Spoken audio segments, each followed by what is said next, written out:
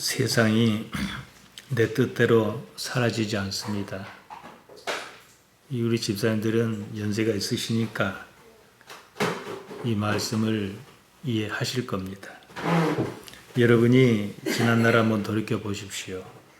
나는 끊임없이 내 뜻대로 살려고 시도했습니다. 애썼습니다. 세상을 살 만큼 살고 나서야 그게 아니구나 어렴풋이 깨닫습니다. 이런 사실에 대하여 조금이라도 일찍 눈을 뜨면 삶이 그만큼 편안해집니다. 세상 일이 내 뜻대로 할 수 있을 것 같아도 그렇지 않습니다. 내 뜻대로 하기를 바라지만 번번이 좌절하는 경우가 대부분입니다.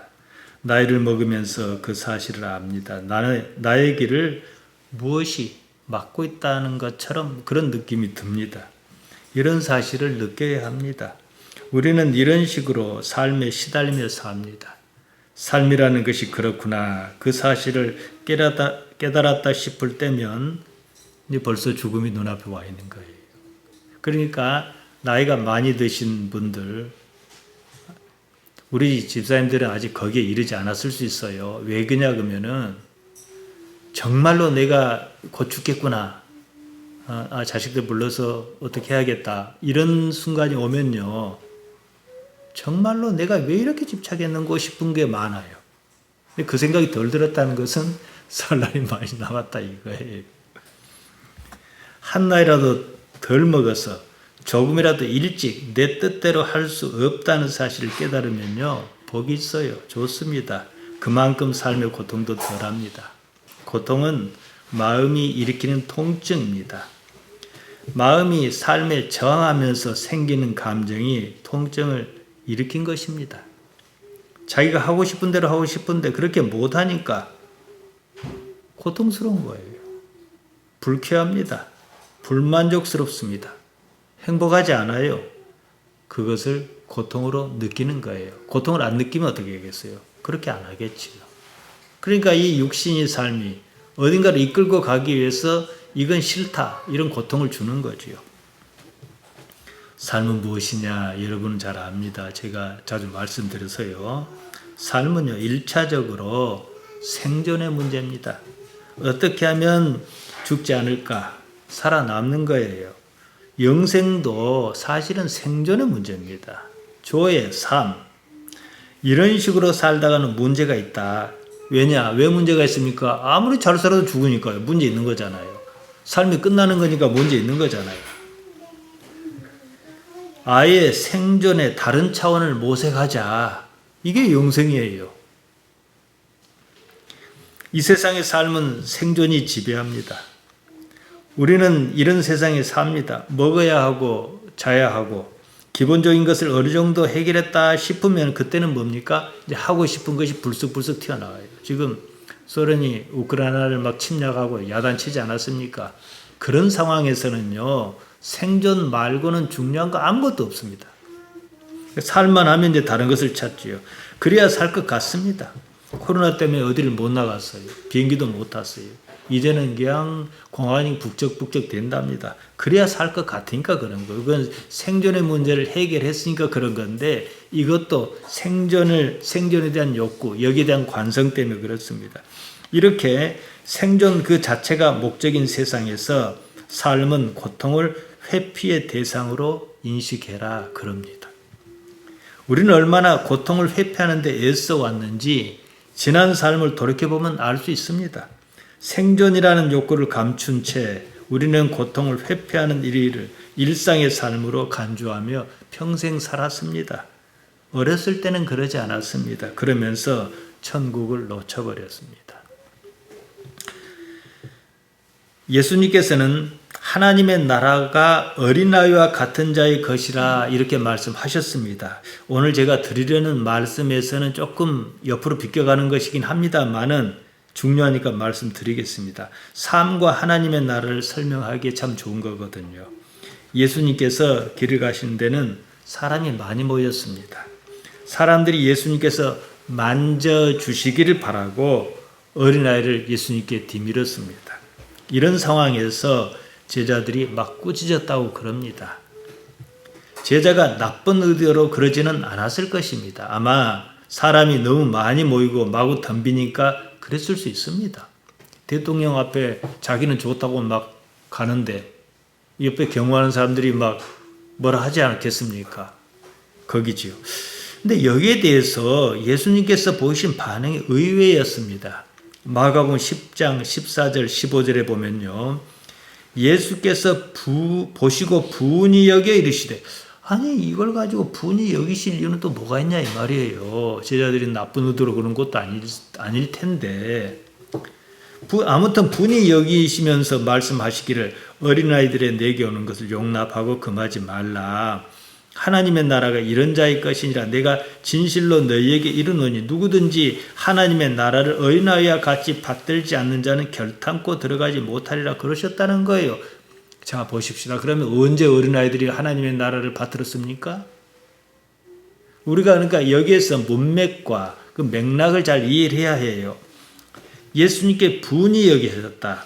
원문은 이에수스, 이제 헬라 말로 예수님, 우리는 예수님 이에수스, 에가낙테센입니다.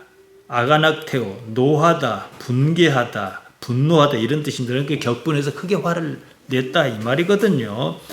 그러니까 이것이 그렇게 분노하실 일이냐는 겁니다. 이런 데서 성경 기록자의 의도를 읽을 수 있어야 해요. 제가 종종 드리는 말씀이지만은 뭐 마태, 마가, 누가, 요한 그러면 각각의 쓴 사람의 이름을 따서 진 겁니다. 마태복음, 마가복음 이런 식으로. 근데 마태, 마가, 누가, 요한이 예수님을 따라다니면서 그대로 사실을 막 녹음하듯이 기록한 게 아니에요. 제자는 예수님의 십자가와 부활 사건을 경험하고 난 후 완전히 새로운 세상에 눈 떴습니다. 새로운 세상에 눈 뜨고 나서 과거의 일을 기록한 거예요. 그러면은 뭘 기록하게 하려 하겠습니까? 역사처럼 사실을 기록하려 하겠습니까? 의도를 기록하려 하겠죠. 예수님께서 어떤 행동을 보이셨다고 하면 자기가 의도를 잘 표현하기 위해서도 크게 나타내기도 하고 좀 줄여서 나타내기도 하고 이럴 거란 말이에요. 그 때문에 마태, 마가, 누가, 요한이 같은 사건을 가지고도 각각 조금씩 다르게 기술을 했어요. 이런 것은 기억의 오류라기보다는 관점의 차이라고 보는 게 맞습니다. 그래서 마태, 마가, 누가 이 세 가지 복음을 공관 복음이라고 그래요. 같은 관점에서 봤다. 근데 요한은 좀 다르거든요. 각자가 그 사건에서 무엇을 보았고 무엇을 느꼈느냐 이것이 성경 기록에 반영되어 있다 이 말씀입니다. 오히려 이런 차이가 사건의 본질적 의미를 찾게 해줍니다. 이 사건을 가지고 마가는 예수님께서 아가낙테오 분노하셨다 이렇게 기록했습니다. 반면에 마태는 에피티마오 비난했다, 책망했다, 견책했다 이렇게 썼다는 거예요. 조금 약한 의미지요. 그런데 또 반면에 똑같은 내용을 가지고 누가는 그런 말이 없어요. 마태와 마가는 나중에서야 예수님께서 어린아이에게 안수하셨다 또 이렇게 기록하고 있어요. 사람들이 어린아이를 예수님께 데리고 온 것에 대해서 마태는 안수하여 기도하여 주시기를 바랐다. 그래서 데리고 왔다 이렇게 기록하고요. 마가와 누가는 만져주시기를 바랐다. 이러면서 이제 이 사건이 살짝 끝날 즈음에 안수하시며 기도하셨다 이렇게 나와 있어요. 자 그러면 봅시다. 만져서 뭐 하겠습니까? 만져주십사 하고 애를 데리고 가요. 그 만져서 뭐 하자는 거예요? 그러니까 이럴 때는 원문을 봐야 해요. 만지다 합토마입니다. 관계를 말합니다. 남자와 여자와 깊은 관계를 말할 때로 쓰이기도 했습니다. 그러니까 예수님과 관계 맺기를 바란 거예요. 안수기도는 우리가 뭐 바라는 목적을 가지고 예수님을 뭐 그 대상으로 생각했다 그런 뜻으로 우리 받아들이지 않습니까? 하지만 합토마이는 어떻게든 예수님과 관계 있다 하는 것을 바라서 그런 의미가 있다는 겁니다. 우리가 여러분은 뭐 요새 뭐 그 방탄소년단인지 뭔지 하면은 그냥 막 수많은 사람이 모이지 않습니까? 그러면 어떻게 해요? 막 밤새 줄을 기다리고 아니 거기서 보나 텔레비전을 보나 뭐가 다르냐? 좀 심하게 말하면 이렇게 얘기하지만 그들에게도 안 그러거든요. 그런데 만약에 방탄소년단이 가까이 와서 인사도 하고 사인도 해주고 그렇다면 막 기절할 정도예요. 좋아하니까. 그러니까 제자들이 그 야단을 쳤는데도 불구하고 그런 상황이에요. 근데 사람들이 자기 아이를 예수님께서 만져주시기를 바라고 갔다. 로마 가톨릭에서 교황이 와도 그런 일이 있지 않습니까? 예수님께서 그런데 어째서 크게 분노하셨느냐? 이것이 중요합니다. 어린아이와 같은 삶에 하나님의 나라가 감추어 있다는 사실, 이것을 드러내기 위한 복음서 기자의 의도가 들어있다는 거예요. 예수님께서 이 사실을 그 사건을 통해서 들추고 싶으셨던 거예요. 어린아이가 자라 어른으로 성장합니다. 그렇게 살아온 삶이 있어요. 그 삶은 어떤 식으로든 사는 꼭 그만큼 거기에 길이든 삶입니다. 고통을 회피하려는데 힘을 쏟는 그런 삶이지요. 그런 삶은요, 하나님 나라의 삶이 아니라는 겁니다. 이런 이야기죠. 삶을 살면서 천국을 놓쳐버렸다는 거예요. 차라리 어린아이의 상태였으면 쉽게 받아들일 수 있는 그 나라를 살면서 무엇인가에 시달리며 살면서 이러다 보니까 오히려 놓쳐버렸다는 거죠. 서두에 말씀드렸습니다. 삶을 사는 목적이 뭡니까? 일단 생존입니다. 그것이 고통을 회피하는 것으로 전이했습니다. 삶이 행복하기를 바라는 것으로 착각했습니다. 자, 여러분 생각해 보세요. 행복이 삶의 목적입니까? 그건 아니거든요. 만일 그것이 목적이라면 삶이 끝나면 모든 문제가 다 끝나요. 그러니 목적으로 삼을 수가 없지요. 우리는 그런 말을 합니다. 가까운 이웃이 죽으면 남은 가족에게 위로하지 않습니까? 좋은 데 갔다, 천국에 갔다. 이제부터는 그 고생하고 세상 살았는데 편히 쉴 것이다. 아픔도 슬픔도 없다. 이런 말 하지 않습니까? 즉, 삶이 없으면 고통이 없어요, 여러분. 삶이 없으니까 당연히 그런 거 아니겠습니까? 삶의 목적이 무엇인가? 삶의 목적이 이런 식으로 단순히 생존하는 것이라면 여러분 생각해 보십시오. 더 살 이유가 뭐가 있겠습니까? 오늘이라도 죽는 게 낫습니다. 그래서 이렇게 말하는 사람도 있어요. 태어나지 않은 사람이 복이 있고 죽어버린 사람은 더 복이 있고 제일 불행한 사람이 뭐냐? 사는 사람이라는 거예요. 아무리 생각해도 여러분 삶이 이럴 수는 없습니다.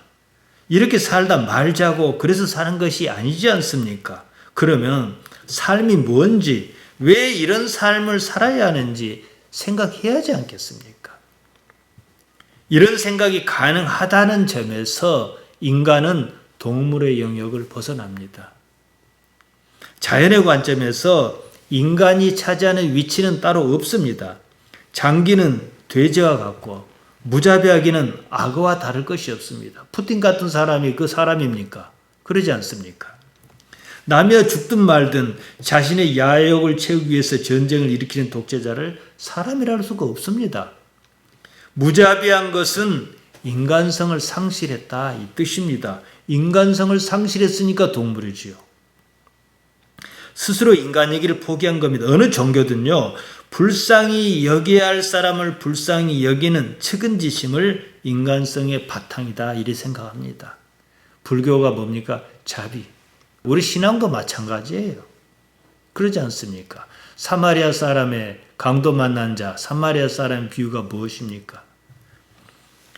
예루살렘에서 여리고로 내려가는 길이었습니다. 강도를 만나 겁안 죽게 생긴 사람이 있었습니다. 예수님께서 비유로 말씀하셨습니다. 누가복음 10장 25절에서 37절에 걸쳐 나옵니다. 마침 한 제사장이 거기를 지나갔습니다. 그러니까 강도 만나서 피를 흘리고 죽게 생긴 사람을 봤지 않겠습니까? 그냥 지나갔습니다. 레위인도 그냥 지나갔습니다. 반면에 이방인, 사마리아 사람은 모른 채 하지 않았습니다. 자기가 할 수 있는 대로 돌보았습니다. 제사장이나 레위인은 유대인입니다. 종교인이에요. 이방인에게는 있는 측은지심이 당연히 있어야 할 그들에게는 없었다는 거예요. 인간성을 포기한 것입니다. 오늘날도 마찬가지예요. 자, 오늘날 기독교 신앙에서 왜 이상하다. 보수 신앙 그러면 좋은 거잖아요. 근데 보수 신앙을 가졌다는 사람들이 좀 이상한 짓을 해요. 왜 그런 줄 아십니까? 자기 신념을 신앙이라고 착각한 거예요. 큰 교회 큰 목사는 사람이 이런 세상에 두드러집니다. 소위 보수 기독교 인사라는 사람이에요. 제가 이름을 거론하면 다 알만합니다만 그냥 안 하겠습니다. 우리 노예에서도 자기 아들에게 목사 자리 세습해갖고 법을 어겼다. 그러니까 교단 탈퇴하겠다. 그래버렸어요. 그러니까 우리 노예에서 다음 주에 이제 열리는데 노예에서 탈퇴는 무슨 탈퇴냐. 제명하겠다 해서 그 목사하고 아들하고 제명해버렸어요. 제명하겠다고 안건이 올라와 있어요. 자, 김아무개 다 김씨네. 또 김아무개, 또 김아무개, 전아무개, 오아무개, 고아무개. 지지리도 못 살거나 사는 것이 별것 없었던 사람들입니다. 교회를 다니다가 거기서 기반을 잡고 한몫 챙겨 떵떵거리는 사람입니다. 그들이 신앙 때문에 보수라고 자처하는 게 아니에요. 많이 챙겨 먹었는데 그거 뺏길까 싶어 그런 겁니다. 그들 가만히 보세요. 정권이 바뀌면은 저 사람들이 혹시 우리 거 뺏어갈까 이런 거예요. 왜 강남 사람들이 특정 후보를 지지합니까? 지지한 게 나쁘다는 게 아니에요. 그럴 수 있어요. 그런데 왜 지지하느냐 이거예요. 집 2채, 3채 가졌으니까요. 세금 더 매길까요? 더 매길까 싶어서요. 저는 그것을 탓하고 싶은 생각은 없습니다. 그들의 잘못은 신앙을 신념으로 크게 훼손했다는 겁니다. 지금 한국 기독교 주류는요, 신앙은 없고 신념만 있습니다. 거기서 반공도 나오고 애국도 나옵니다. 반공을 좋아해서 반공이 아니라 그게 이익이니까. 물론 공산당에게 피해를 본 그런 과거의 아픈 기억이 있기 때문이기도 해요. 제주 양민 학살 사건, 4.3 사건도 거기에도 어떠한 자비도 없었습니다. 그 중심에 한경직이 있습니다. 반공으로 무장한 신념만 있습니다. 자기 생각에 빨갱이다 싶으면 그냥 죽였어요. 빨갱이 아닐 수도 있잖아요. 그러니 예루살렘에서 여리고로 내려가다가 강도 만나 거반 죽게 생긴 사람을 돌볼 이유가 없잖아요. 측은지심이 없으면 신앙이고 무엇이고 다 쓸데없다 이 말입니다. 영생 얻자고 죽이고 그럽니까? 마녀사냥이죠. 신앙의 탈을 쓴 신념이 얼마나 무자비했는지 역사에 그런 일이 참 많습니다. 과연 그 종교가 옳은가? 간단히 구분하는 방법이 있습니다. 교회 다니는 사람이 정말로 신앙생활을 잘하냐? 여러분이 쉽게 비교해 볼 수 있는 방법이 있어요. 그 사람의 내면 세계는 모르니까요. 그 사람이 교회 다니면서 더 정이 생겼냐, 측은지심이 더 생겼냐 이거예요.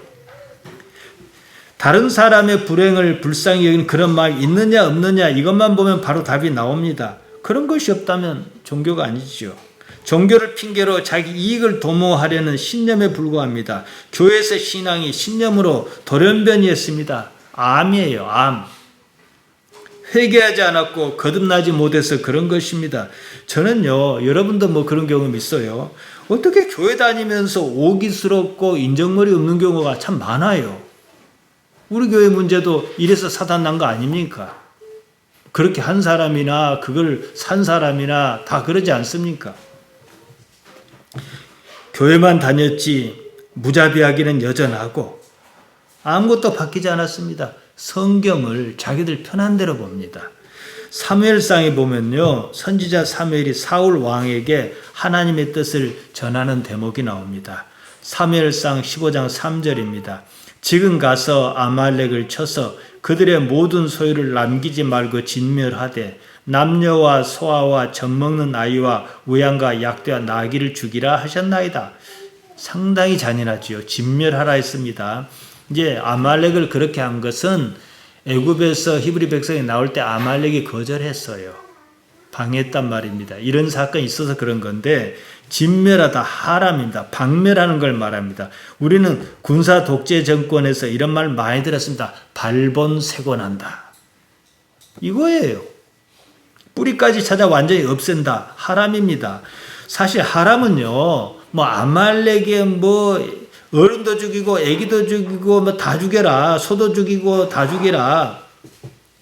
이게 본래 목적이 아니에요. 하나님과 상극의 상태, 하나님과는 어떤 식으로도 어울릴 수 없는 단절의 상태가 어떠한 것인가, 이것이거든요. 그러니까 여기서 이 말씀을 왜 사울에게 하셨겠느냐는 겁니다. 아말렉을 진멸하는 것이 하나님의 목적은 아니에요. 사울과 이스라엘이 그와 같을 수 있다. 하나님의 진노를 사서 그와 같을 수 있다는 사실을 가리키는 게 목적이었습니다. 제가 예배 시작하면서 거의 매번 기도하는 게 있습니다. 옛날에 우리 믿음의 선진들이 돌단에서 양을 잡아 희생의 제사를 드렸습니다. 나를 죽일 수는 없잖아요. 그러니까 양을 잡은 거예요. 이스라엘을 죽여버리면 끝나버리잖아요. 그러니까 아말렉을 잡은 거예요. 이를테면요. 그나마 희망이 있는 쪽을 살리기 위해서 말이죠. 교회가 이런 본래의 의미는 외면하고 편가르기 하며 전투적인 모습을 보인다는 거죠. 그 때문에 스스로를 보수 신앙이라는 사람일수록 구약 성경을 많이 들먹여요. 하나님을 마치 대한민국만을 위한 하나님인 것처럼 생각합니다. 무자비한 것이 무슨 신앙의 용기로 착각합니다. 예수님께서 언제 그러라 하셨습니까? 구약 성경의 어느 구절도요, 예수님의 가치에 견주어 보아야 합니다. 우리 교회는요, 예수교지 않습니까? 우리는 예수님을 믿습니다. 예수님께서 분명히 말씀하셨습니다. 원수조차 사랑하라 그러셨습니다. 그랬더니 김홍도 목사는 원수는 사랑하지만 마귀는 사랑하라 하신 적이 없다는 거예요. 그럼 그런 교회변이 어디가 있습니까? 신앙은요, 예수님의 눈으로 세상을 보는 것입니다. 지금 기독교의 가장 큰 문제는 영생에 별로 관심이 없다는 거예요. 기독교는 이데올로기니 신념이니 이런 것이 아닙니다. 자기를 버려 하나님을 얻고자 하느냐 이겁니다. 자기를 버릴 생각이 없습니다. 영생을 얻고 싶은 생각도 없습니다. 어떻게 하면 나를 세울까? 어떻게 하면 남 위에 설까? 어떻게 하면은 죽고 말 이 삶에 잘 먹고 잘 살다 죽을까? 이것만 생각하지 않습니까? 사마리아 사람 이야기는요, 무엇을 하여야 영생을 얻겠습니까? 이런 율법사의 질문에서 시작했다는 사실에 주목해야 합니다. 측은지심이 없는, 즉 인간성을 포기한 사람은 애초에 영생에 관심도 없다, 이 말씀이에요. 인간은 동물입니다. 하지만 동물로 살다가 말지만은 않겠다. 그럴 때 인간이라고 하는 특별한 포지션이 주어집니다. 그러니까 인간이 있으면 인간이라는 위치는 없어요. 생긴 건 다 동물이에요. 근데 왜 이 특별한 포지션을 하는 게 주셨냐? 신으로 나아갈 수도 있고 동물로 살다 죽을 수도 있어요. 시편 8편 5절에서 이렇게 노래했습니다. 저를 천사보다 조금 못하게 하시고 영화와 존귀로 관을 씌우셨나이다. 인간을 천사보다 조금 못하게 하셨다. 천사라고 번역한 말 엘로힘입니다. 하나님이에요. 그래서 우리가 새로 번역한 이 성경은 또 제대로 번역했어요. 그를 하나님보다 조금 못하게 하시고 영화와 존귀로 관을 씌우셨나이다. 하나님보다 조금 못하게 하셨다는 말은 뭐예요? 하나님을 지향해야 한다 이 뜻이에요. 인간을 하나님보다 조금 못하게 하셨다. 조금 메아트입니다. 아주 살짝 모자라게 하셨다. 다른 한편으로 하나님께서 인간을 당신과 거의 같은 존재로 취급하셨다는 거예요. 인간이 동물로 태어났지만 살면서 하나님의 위치로 올라서야 하는 아주 특별한 존재라는 거예요. 이것이 인간의 의무입니다. 삶은 그러라고 있는 것입니다. 거듭났다는 말이 그것 아니겠습니까? 요한복음 3장 3절입니다. 내가 내게 이르노니 진실로 내게 이르노니 사람이 거듭나지 않으면 하나님 나라를 볼 수 없느니라. 거듭나다 겟네데 아노데 자주 말씀드렸습니다. 겟나오 태어나다 어디서요? 아노데 위로부터 하나님께로부터 태어나야 한다 이 말이에요. 그러한 이유로 예수님께서는 이러한 인간의 존재의 위치를 이렇게 말씀하셨습니다. 요한복음 10장 34절 35절입니다. 우리가 읽은 데에요. 예수께서 가라사대 너희 율법에 기록한 바, 율법에 기록했다는 것은 예수님 그 당시 시점으로 보면 구약 성경에도 있다 이 말이에요. 시편에 있습니다. 내가 너희를 신이라 하였노라 하지 아니하였느냐. 성경은 패하지 못하나니 하나님의 말씀을 받은 사람을 신이라 하셨거든. 신 되었습니다. 하나님이에요. 앞서 시편 8편 5절에서 보았듯이 하나님을 천사라 번역하지 않았습니까? 엘로힘입니다. 헬라 말이나 히브리나 말이 이 차이인데요. 데오스, 인간이란 존재가 그러한데도 상당수 인간이 동물로 살려고 그런다는 거예요. 자기 안에서 하나님을 이루는 일이 무엇인지, 자기를 하나님의 위치로 끌어올리는 일이 무엇인지 관심이 없어요. 이런 상황을 시편 82편 6절 7절이 잘 말하고 있습니다. 내가 말하기를 너희는 다 신, 엘로힘입니다. 하나님이에요. 신이며 다 지존자의 아들이라 하였으나 너희는 범인, 보통 사람같이 죽으며 잘해봐야 권세 좀 있는 방백이 하나같이 엎어지리로다. 하나님께서 인간을 지존자 엘yon, 가장 높은 자의 아들 곧 엘로힘, 하나님이라고 생각하셨다는 겁니다. 그런데도 인간은 살다 그냥 죽고 마는 아담, 보통 사람입니다. 동물 사람으로 살다 말겠다 그런다는 거예요. 자, 우리 입장에서 봅시다. 아이가 철없는 아이라도 강아지하고 똑같이 강아지 짓을 하고 놀면 좋겠습니까? 안 좋겠습니까? 이 얘기지요, 지금. 그중 어떤 이는 기껏해야 쌀을 조금 더 힘센 두목처럼, 깡패 두목처럼, 푸틴처럼 살다 말려 그런다 이 말씀이에요. 하나님께서 인간을 만드셨습니다. 다 계획이 있으셨어요. 무슨 계획요? 당신의 위치로 끌어올리려는 계획 말이에요. 이 세상이라고 하는 이 좀 학교를 좀 다니다가.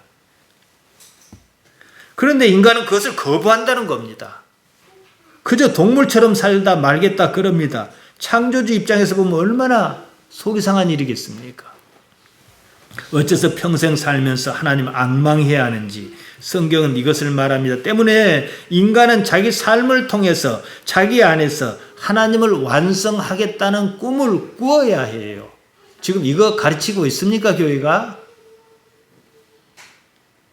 이럴 때 정상적인 삶이 가능한 거예요. 이걸 복이라 그런다 이 말이죠. 시편 1편 1절 2절이 무엇을 말합니까? 복 있는 사람은 악인의 길을 좇잖아요. 악인이 어떤 사람입니까? 자기 잘난 찰려고 그러고 남의 나를 침략하려고 남의 걸 뺏어오려고 그러고 거짓말해서라도 내 부를 챙기려는 게 악인 아닙니까?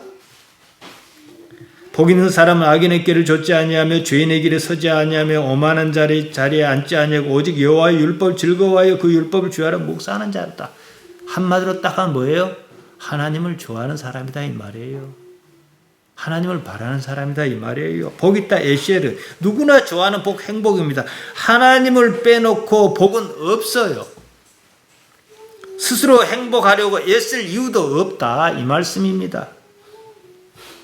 하나님 없는 행복을 바란다는 것은 사실 행복이 무엇인지 모르면서 행복하기를 바라는 것입니다. 하나님으로 인한 복이 어떠한지 그 다음 절에 잘 나와 있습니다. 시편 1편 3절입니다. 저는 시냇가에 심은 나무가 시절을 쫓아 과실을 맺으며 그 잎사귀가 마르지 아니함 같으니 그 행사가 다 형통하리로다. 형통하다 그랬습니다. 행사, 아사, 삶에서 있는 일이에요. 하는 일이에요. 형통하다, 찰라흐, 발전과 번영, 성공을 뜻합니다. 모든 일이 번창한다는 거예요. 이게 복 아니고 뭐겠습니까? 우리가 복 받기를 바라는 것보다도요, 하나님께서 더 바라신다는 사실을 이해해야 해요. 우리가 우리 자녀에게 그러지 않습니까?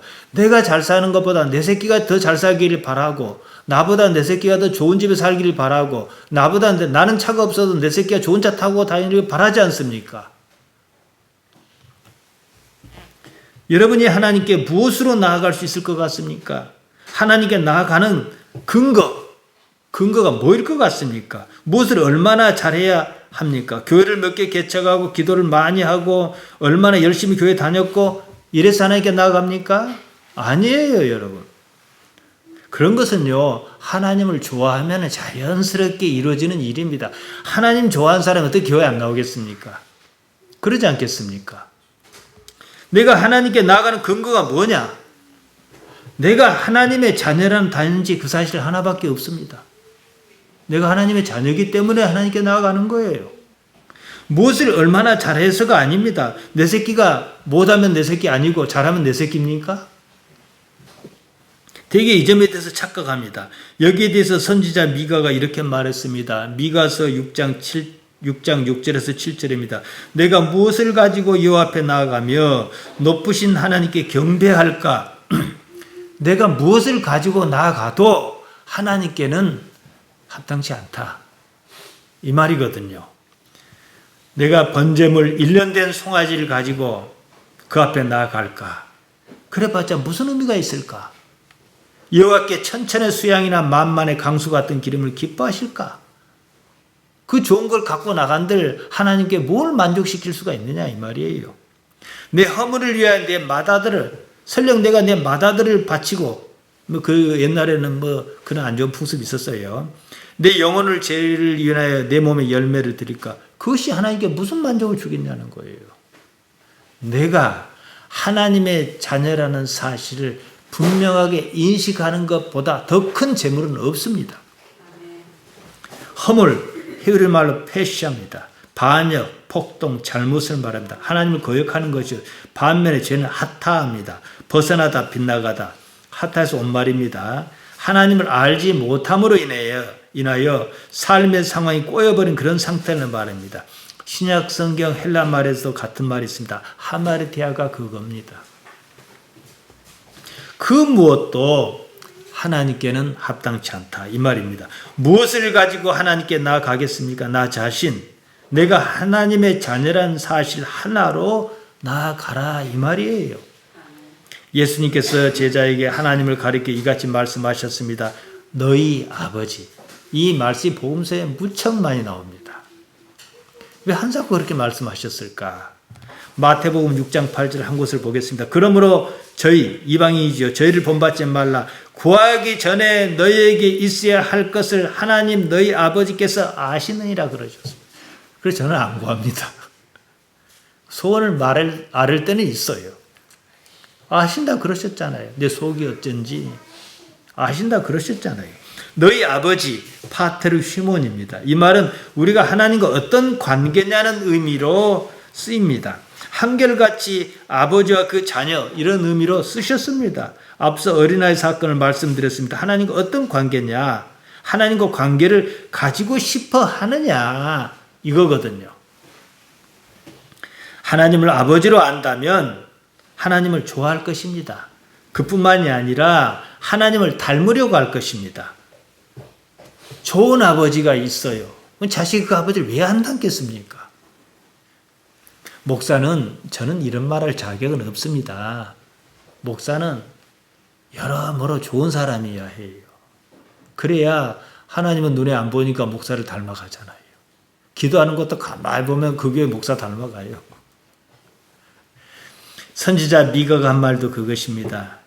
이어서 한 말입니다. 미가 6장 8절입니다. 사람아 주께서 선한 것이 무엇임을 내게 보이셨나니 우리에게 보여주셨다는 거예요. 여호와께서 내게 구하시는 것이 하나님께서 우리에게 바라시는 것이 오직 공의를 행하며 인자를 사랑하며 겸손히 내 하나님과 함께 행하시는 것이 아니냐. 사람을 사랑해라. 공의를 행하라. 자비의 마음을 가져라. 인생은 하나님과 함께 행하는 것이다. 그 말입니다. 행하다 얄락합니다. 걷는 것을 말해요. 그러니까 하나님과 함께 임 엘로힘 하나님과 함께 얄락 걸어라. 인생은 하나님과 함께 걷는 거다. 혼자 걷는 게 아니다. 함께 걷는다는 말이 뭐겠습니까? 끊임없이 하나님을 생각하는 거지요. 제가 아주 어렸을 때였습니다. 아마 5살이나 8살쯤으로 기억합니다.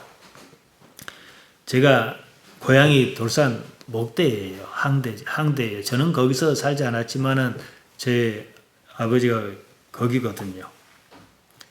옛날 돌산길은 참 험했습니다. 한참 동안 85년에 다리가 돌산다리 놓고도 한참 동안 비포장도로였습니다.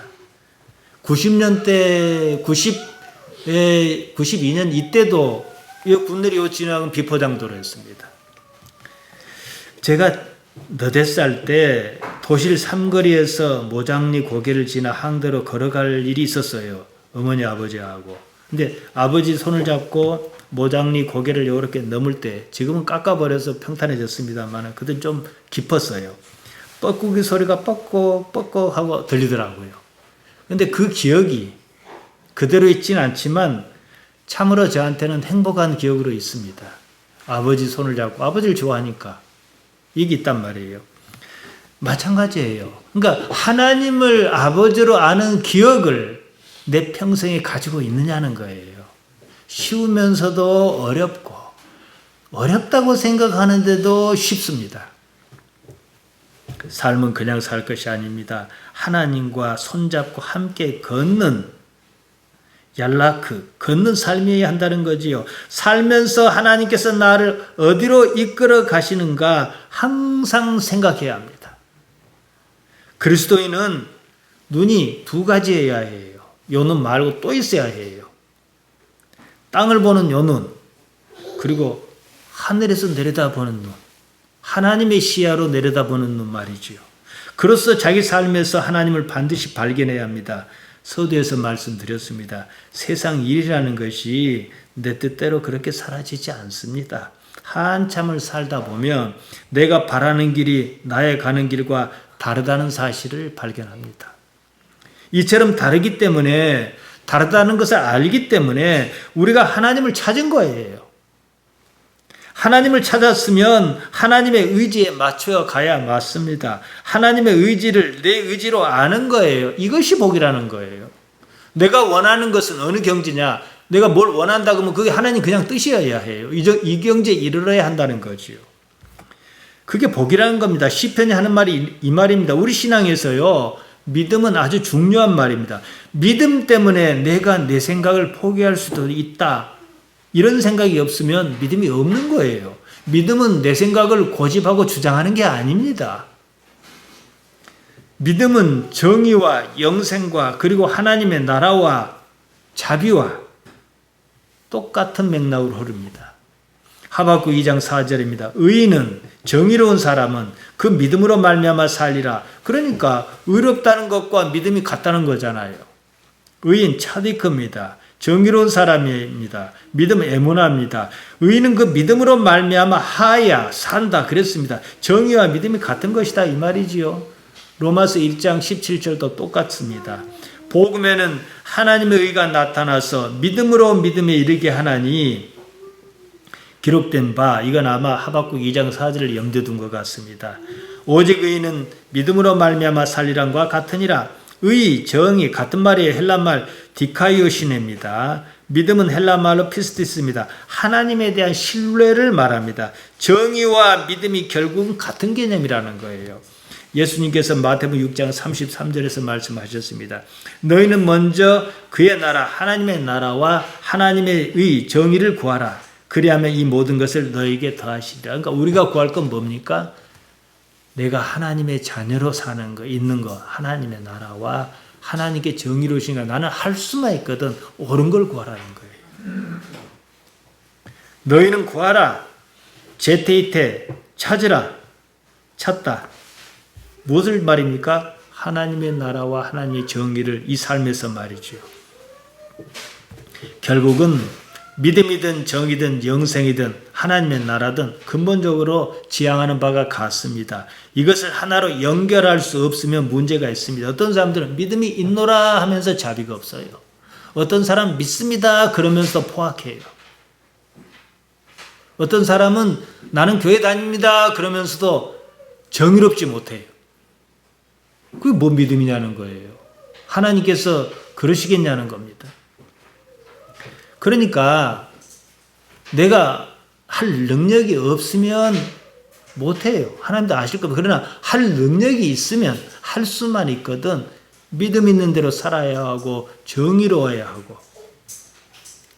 제가 제일 싫어하는 사람 중에 한 사람, 사소한 일 같지만 길 가다 운전하다 보면은 창문 열고 담배 피다가 이렇게 탁 버립니다. 이게 나중에 뭐 산불이 나고 안 나고 이것도 이거지만은 왜 자기 차 안에는 못 버립니까? 그건 아주 사소해 보여요. 그럼 누가 치웁니까, 그걸? 이건 정의롭지 못한 거예요. 내가 기왕 버리는 쓰레기도 테이프 좀 띄고 정리해서 왜 그렇게 하라 하겠습니까? 그래서 다 쌓아두면은 또 내가 안 쓰는 물건은 버려야 하는 건 좋게 챙겨서 놓으면은 누가 갖다 쓰기도 하고 또 갖다 재활용도 하고 할 것 아니겠냐는 거예요. 근데 이게 익숙해져 버리면 뭐예요? 왜 거기서 나올까? 이익이냐 아니냐. 생존의 문제 때문에 이런 일이 발생한다는 거예요. 후성유전학이라는 학문 분야가 있습니다. 나중에 생겼다는 말이거든. 후성이란 말은 우리는 유전자 서열을 가지고 태어나 그러니까 아버지도 닮고 엄마도 닮고 섞어서 닮고 하지 않습니까? 근데 유전자 서열의 변화 없이도 살면서 유전자 패턴이 활성이 변화하고 이것이 다음 세대로 이어진다는 게 후성 유전학입니다. 쥐가 이런 실험을 한 걸 봤어요. 쥐가 체리를 좋아해요. 상자 안에 이제 체리를 넣고 쥐를 놨단 말이에요. 그러니까 쥐가 이제 그 냄새를 맡고 먹으러 가요. 근데 먹으러 가려 그러면 전기자극을 찌릿하게 줘요. 깜짝 놀랄 게 아니겠어요. 몇 번 그러니까 나중에는 체리 냄새를 싫어해요. 근데 재밌는 사실은요. 원래 쥐가 그런 건 아니거든요. 쥐가 이제 결혼을 해서 자식을 낳았어요. 또 쥐 자식이 또 결혼해서 손자쥐를 낳았어요. 근데 손자쥐가 체리 냄새만 맡으면 몸이 움츠러들더라는 거예요. 그러니까 나중에 생긴 유전자라는 거죠. 자, 여러분 잘 생각하셔요. 인간은 동물이면서 동물이 아니라고 서두에 말씀드렸습니다. 인간은 스스로 자기 의지에 따라 유전자를 바꿀 수 있다는 거예요. 환경이 사람을 만들긴 하지만 사람이 환경도 바꿀 수 있는 거예요. 예배당이라는 것 자체가 환경이에요. 평생 동안 하나님만 바란 사람이 있습니다. 이게 후성이지요. 우리가 뭐 태어나면서부터 하나님 아버지하고 태어났습니까? 나중에 생겼지요. 그가 이 삶을 다 살고 죽을 때에 가까웠습니다. 그때는 쓸데없는 짓 많이 하고 살았다는 사실을 받아들입니다. 그동안 살면서 하나님과 어떤 관계를 맺었는가 이것 말고는 아무것도 남은 것이 없다는 거예요. 자, 평생 동안 하나님을 바라며 산 사람에게 유전 정보에 하나님이 새겨져 있을까요? 안 새겨져 있을까요? 이 말이지요, 지금. 반면에 평생 교회를 다니며 하나님은 생각하지 않고 사실상 자기 바라는 것만 생각했습니다. 무엇이든지 이루어질 줄로 믿고 싶은 그런 삶을 살았습니다. 믿음으로 나쁜 짓 많이 했습니다. 죽을 때 그에게는 여전히 이루어지지 못한 그것이 남아있어요. 하나님과 관계가 없다는 거예요. 이 부분에 대해서 여러분은 이해를 하실 거예요. 진지하게 생각하셔야 해요. 우리 교회 다니다가 그만둔 분들이 있어요. 왜 그러겠습니까? 하나님을 알려고 하지 않았어요. 그러니까 다시 교회를 가자 그래도 머들머들해요. 안 들어와져요. 하나님을 좋아하는 마음이 없어요. 교회 나가서 뭐를 이익을 볼 거냐 이것만 있단 말이에요. 근데 그런 분들이 죽었을 때 무엇이 남겠냐는 거예요. 생각해 보세요. 저는 우리 김천수 집사님이 이제 몸이 많이 불편해가지고 팽나무에 앉으면 십자가 보여서 그거 바라보고 기도했다는 말을 들어서 저는 감동했어요. 그래야 하는 거예요. 하나님을 먼저 믿는 자가 나중되고 나중된 자가 먼저 된다 그러셨어요. 누가 하나님을 바라냐 이거예요. 얼마나 열심히 하건 겉으로 보기 쉬워요. 그것이 다는 아니에요. 이 중심이 하나님을 바라냐. 내가 내 스스로 하나님 신의 유전자로 바꾸려고 하는 의지가 있느냐 이 문제라는 거예요. 깊이 생각하셔야 해요. 살면서 하나님께 관심이 없었는지 오로지 땅만 바라보고 살았는데 그 나를 어떻게 이해하겠습니까? 거기에 어떤 감동이 있겠습니까? 고기도 씹어봐야 맛을 안다고 하지 않습니까? 그러니까 여러분이 일주일에 한 번씩 교회당에 오더라도 다 내려놓고 하나님 아버지 하고 생각하는 무엇이 있어야 하는 거예요. 시편 42편 5절이 말합니다. 내 영혼아 어찌하여 내가 낭망하며 어찌하여 내 속에서 불안하게 하는고 너는 하나님을 바라라. 그 얼굴의 도우심을 인하여 내가 오히려 찬송하리라. 세상은 참 그래요. 근데 이 구절에서 우리가 느낄 수 있는 게 있죠. 영혼 네펫인데 하나님을 얼마나 이 사람이 사모하는가. 이거잖아요. 살아있음의 주체가 하나님을 어떻게 바라야 하는지 이것을 말합니다. 하나님에 대한 이런 절박감이 있는지, 사는 동안에 하나님을 어떻게 바라야 하는지 생각해야죠. 원하든 원하지 않든 이런 삶은 곧 끝납니다. 이런 삶이 다가 아닙니다. 무엇을 바라야 하는지 분명하지 않습니까? 자신 안에서 하나님 아버지와 관계를 맺으며 하나를 이루고 싶은가? 그렇게 살았는가? 결국 이 문제입니다. 삶의 목표는 하나님을 바라고 그 자리에 이르려는 겁니다. 요한복음 10장 34절 35절을 보았습니다. 예수님께서 말씀하신 겁니다. 무엇을 말합니까? 여러분이 하나님의 자녀라고 생각합니까? 그럼 다 자녀라 그래요. 그러면은 여러분은요 성자 하나님이고 성녀 하나님인 거예요. 근데 너희를 하나님이라고 분명히 그렇게 했는데 하나님이 안 되고 싶은 거예요. 그냥 희망이 없어요. 이것이 예수님께 주신 복음입니다. 자, 여러분 이제 마칩니다. 생각도 안 내려놓고 복잡한 세상 우리가 살지 않습니까? 자, 지금 여러분 이렇게 생각해 보세요. 내가 하나님이다 하고 그 시야로 세상을 한번 보세요. 별것 없잖아요. 이거예요. 이게 복음입니다. 여러분 삶에서 하나님을 깊이 생각하고 하나님을 이뤄 나가시기를 예수님의 이름으로 축복하면서 부탁드립니다.